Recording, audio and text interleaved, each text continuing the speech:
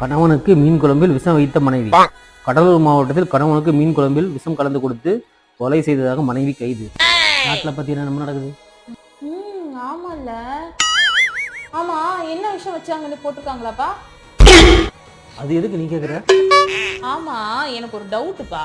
மீன் குழம்புல மீனை போட்டதுக்கு அப்புறமா விஷத்தை ஊத்தணுமா, இல்லைன்னா குழம்பு கொதிக்கும்ல மீன் போடுறதுக்கு முன்னாடி அப்பவே விஷத்தை ஊத்தணுமா?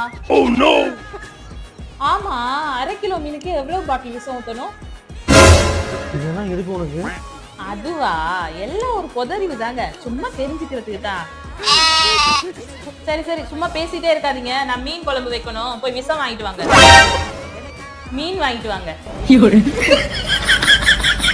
மீனா?